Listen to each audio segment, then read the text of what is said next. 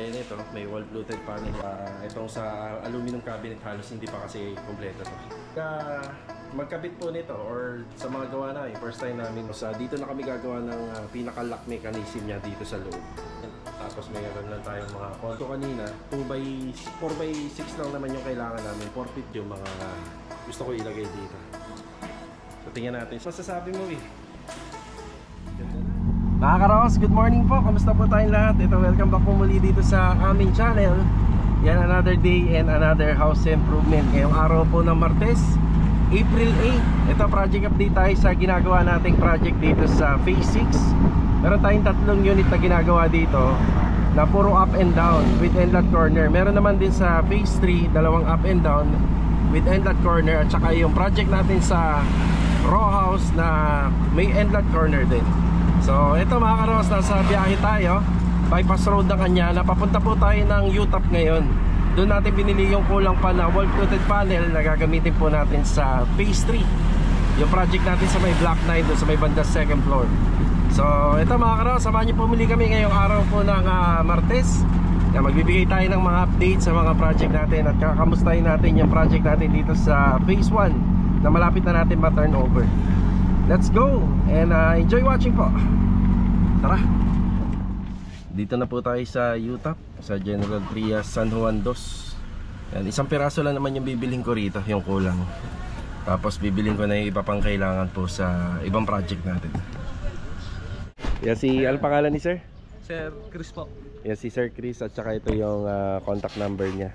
So sa mga gusto pong mag-order ng WPC and PVC panel, kontakin niyo si Sir dito sa UTAP. Kailangan kasi ng agent no? Hindi ka, mas maganda kung dedirect kayo kay Sir para may process natin online. Okay. Tsaka sa susunod may discount. May discount. Yun Ito lang po yung binili natin. Nagdagdag nga pala ako ng isang 4-in-1 para sigurado. Mukhang magkukulang ng isa Bali nandito tayo sa may Centennial sa Kawit. Yan sa Wilcon at saka sa ANS Lamps. Dito sa ANS Lamps, bibili po tayo ng rito, strip light para doon sa TV console sa project sa Block 9. Tsaka kulang na tayo ng builder's band. Yan, hindi sapat yung mga binili natin. So ako kasi pagka alanganin yung mga consumable materials, pinauutay-utay ko lang kasi medyo mapapamahal kapag sumobra. Tara. Sige, pipili ako. Yan pati cabinet handle pala para doon sa Block 9.5. Yan. Ito, ang daming pagpipilian dito. Yan, ito na yung kinuha natin, yung rose gold kasi kakulay ng mga kahoy ni Ma'am. Yan. Ito, builder's band. Kailangan pa natin mga 2. Yung sa ilalim kasi ng stairs, meron pang didikitan ng doon, ng wall fluted panel. Tsaka yung kulang yan, 2, baka pwede na to. Okay na tayo rito sa Wilcon. So, builder's band lang at saka yung cabinet handle yung binili natin. Ito naman tayo sa ANS Lamps. Tara. Okay na tayo rito sa ANS Lamps. Ayan. Nakapanayam ko rito si Sir Mac. Yan, shout out po and God bless. Also sa kanyang partner na si Ma'am. So bumili tayo doon ng strip light para sa TV console dito sa project sa Phase 9, Phase 3 sa Block 9 at saka LED T5 para doon sa Phase 1. Yan Yan, bali meron pa tayong pupuntahan sa may My Home. Bibili tayo ng water closet. Yung medyo busy kanina doon, napagsama ko yung resibo ng magkaibang phase. So yung sa strip light na lang, ito 490. Yan, 5 meters lang naman yan. Tapos ito sa project namin sa Phase 1, yan yung LED T5 bulb light. Yan, nagpapasa kasi tayo ng report kay client tuwing Sabado, kaya kailangan nakahiwalay. Pero okay na to, ipapaliwanag ko na lang sa kanya. Mga pinamili natin. Yan, shoutout ulit kay Sir Mac. Yan, God bless. Habol ko lang yung binili naman natin sa Wilcon para sa Block 9 Lot 5. Ayan. Kano to? Yan, 117. Yan, 1749.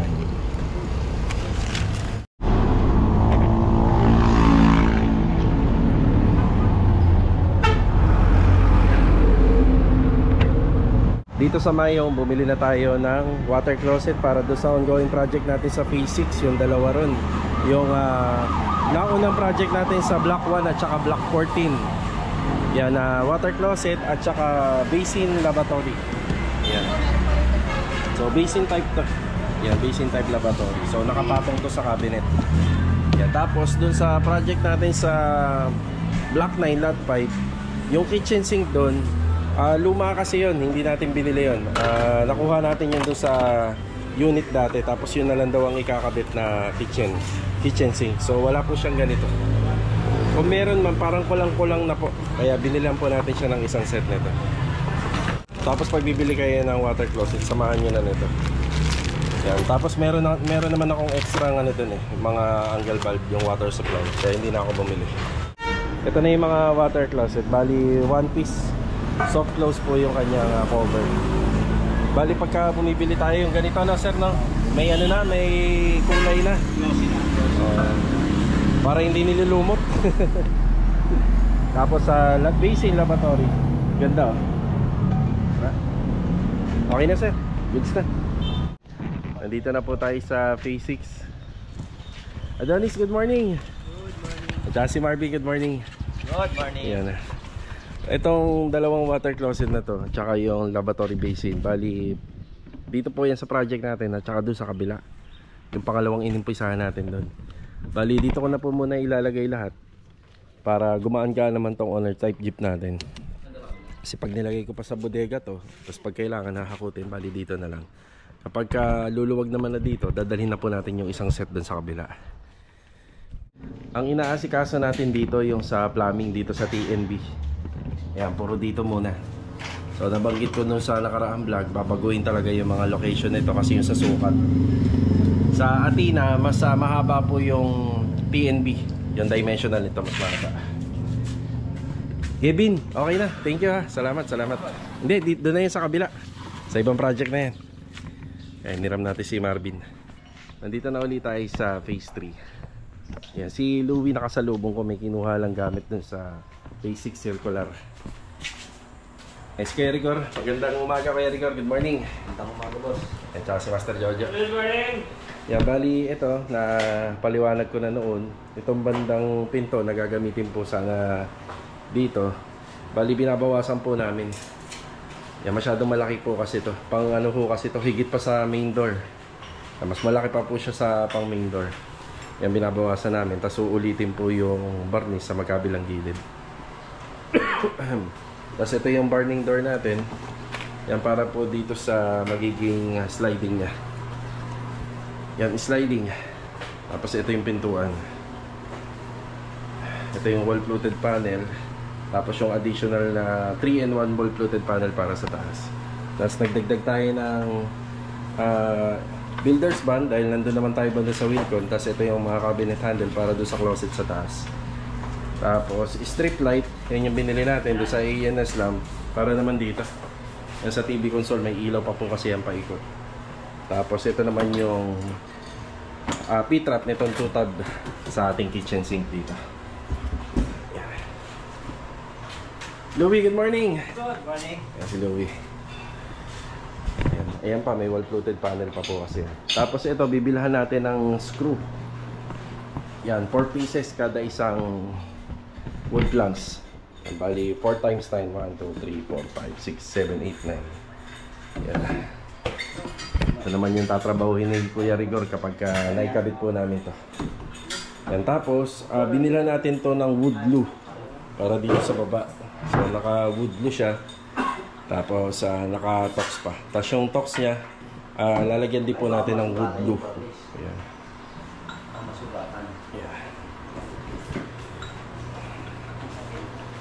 I-update tayo dito mamaya kapag natapos tong araw na to. Medyo marami-rami na rin po yung may kakabit nila rito.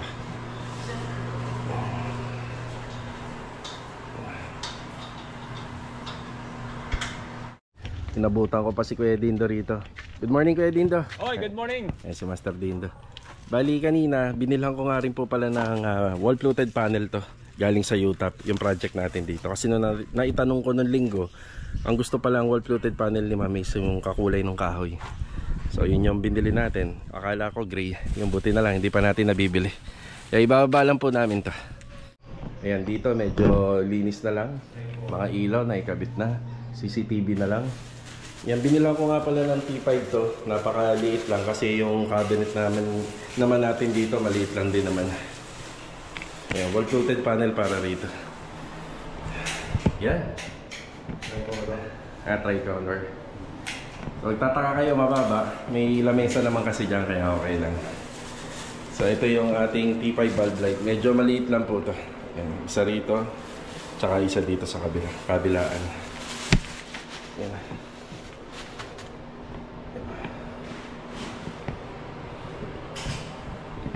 Okay na kuya, break time muna tayo. Malinis-linis na, kakabit na lang po yung ibang pinto. Yung screen door, huli na. Tapos yung Korean blinds. Kakabit pa kami ng solar dito.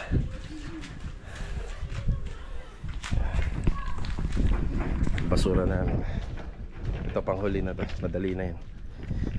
Tara. Bali after break time po, nandito tayo sa JKJ Tile Center. Yan, bibili tayo ng mga UV boards para do sa project natin sa Block 9 Lot 5 sa Phase 3. Bali ito po yung binili natin, worth of 2,200. Ito. Yan, ikakabit po natin yan sa TV console. Hindi na po masyado ma-design kasi kapag kinabit po yung TV, ganun din naman. Yan na. UV board. Bali 4x8 po ang ano nito, ang sukat. Ang makukuha lang namin dito, bali 4x6. Yung 2 feet, wala na pong paggagamitan. Yan po talaga kasi ang mga actual na sukat niya. UV board. Pwede rin ito. Kinuha ko yung may konting design ng gold. Yan. Pampaswerte sa bahay ito eh. Diba? Okay na to, nakatali na lang dito sa top loader natin.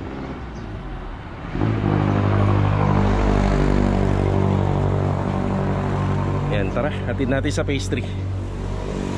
Yep. Balik tayo rito sa phase 6 kasi may nabasa akong comment. Ayan o, shoutout kay Acer.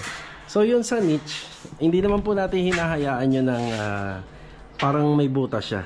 So, way daw yun or daanan na magnanakaw. Dati nasabi ko rin sa dating previous vlog ko yung tungkol nga dyan sa niche na yan. So, ang ginagawa po namin yung ganito, sir. Yan, nagdadagdag pa nga po kami ng bakal dyan eh. So, hanggang dito. Yan, nakaano na po yan. Nakapakain tapos nakaanilyo. So, sa nakikita ko, di naman po basta-basta maano na magnanakaw yan kung lalagyan po ng maraming bakal. So, tinatadtad po namin ng bakal yan. So, ayan, nakaabang na yan. Hindi na po namin yan tatanggalin. May horizontal pa yun ng pagganito. Yan, sa nakikita ko, hindi na kasyang tao dyan. Diba? Yun, nadagdag lang natin. Pero kung tutusin naman talaga, sa bahay pa lang, sa setup, makakakit na yung tao. Diba? Yan. Yan, depende na lang po yan sa ano. Depende na lang po yan sa tao. Basta tayo sa renovation, safe ang lahat. Yan, dapat matibay po yung mga pagkaka-install. Yung tipong kakailanganin pa po ng mga grinder bago matanggal, di ba? So, dadala ka ng grinder, nanakaw ka, eh di maririnig ka, maingay, mabubulilyaso. So, yun lang. So, nasama ko lang sa vlog. Bale ito mga karos, nakabalik na tayo rito sa phase 3. Yan, dito po natin hinatid yung UV board dito sa project natin sa Block 9 Lot 5. Bali, ngayon nga po pala ay mag-aalas 5 na ng hapon. Check natin yung mga nagawa rito. Yan na, pinasegregate na po natin yung ibang mga gamit dito. Yung iba dyan, puro basyo na. Yan na. Wala namang laman. Ang ginagawa na lang po namin dyan, ang pinag-separate natin ito yung mga pintor kasi baka may maitapon tayong importante. Okay. So, update. So, sa nakikita ko, halos dito sa first floor area, ano na lang to? 90%. So, may 10% pa kasi kagaya nito, may wall-fluted panel installation dito. Tapos dito may pintuan na gawa sa aluminum. Tapos itong sa aluminum cabinet halos hindi pa kasi kompleto to. Tapos yung nakikita natin lagi na yung may kapis na design na pinto, ito na po siya. Yan, first time namin po magkabit po nito, or sa mga gawa namin, first time namin sa plano, ganito po yung finish. So first time to sa TNB. Ayan. Naka-sliding gamit yung barn door lock. Yan, may stopper po yan dito. Itong kahoy na to, galing po rito yan sa pinto na to. So siya yung magsisilbing stopper. Tapos dito na kami gagawa ng pinaka-lock mechanism niya dito sa loob. O, di ba? So, sa lahat na nakikita po natin dito sa unit na to, bali syempre idea ni client. Tapos mayroon lang tayong mga konting suggestion sa kanya. Tapos dito naman, ito yung sa TV console area. Halos kita nyo, buhay na po siya. At mukha na siyang elegante, lalo na yung nailagay yung UV board. May sobra siya kasi sinabi ko kanina 4x6 lang naman yung kailangan namin, 4 feet by 6 feet. So meron pang pasobra. Naiisip namin yung mga pintuan dito sa cabinet, kasi plain white lang yan. Yung pinakapintuan, gusto sana namin ilagay ito. So tingnan natin kung anong kalalabasan, kung mas lalo po bang gaganda. Ito kulang. Ito na yung inaasikaso nila Master Jojo at ni Louie, yung sa kitchen sink. Ang plano na lang pala ni client dito is trash bin na lang sana. Yun na lang daw yung gusto niya. Ito yung kanyang kitchen faucet. Ganda. Tapos yung mga ilaw rito, hindi ko pa nabibilhan. Hindi available sa ANS Lamps yung mga gusto ko ilagay dito. So tingnan natin sa all home bukas. Wood planks. Ito naman yung susunod na gagawin. Kakabit natin to. Tapos yung ilaw rito ay nakakabit na. So si client din ang pumili ng ilaw. Yan na. Paganda. Yan, si client din yung pumili. Tapos bukas nga po pala, anong araw bukas? Miyerkules. Yan, may mag-i-install ng aircon. Yan, may magkakabit po ng aircon dito sa taas at saka sa baba.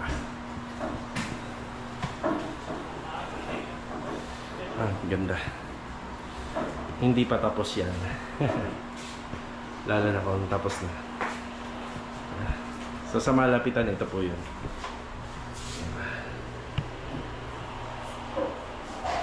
Meron po siyang plastic cover. So kapag natapos ang ating renovation, tatanggalin po natin yan. Ganun din dito. Yun na. Yung pintuan, double purpose. Hindi lang siya basta pinto. Nagbigay din po siya ng wall accent dito sa area na to. So match po sila ng ating bar tool. Tapos itong kulay na to, habulin pa ni Kuya Rigorian dito. Yan na. Sanding sealer pa lang. Habulin pa po ni Kuya Rigorian. Varnish. Ay mga karos, maraming salamat po muli sa pagsama ngayong araw po ng Martes. Salamat uli sa walang sawa niyo po suporta dito po sa aming channel. Ayan, si Louie kakabit na lang. So pag nakabit ni Louie yan, malalaman na natin yung pinakasukat ng trash bin. Papupuntahin natin si Master Batang dito. Dati nasabi ko drawer yan. Yung trash bin na lang po daw sabi ni ma'am. Tapos yung isang side, open space na lang para sa maintenance ng kitchen sink. So kita-kita na lang po ulit for the next video. Ito paalam po muna. Ganda na, no? Uy, ano masasabi mo, uy? Ganda na, no? Di pa kompleto, ano?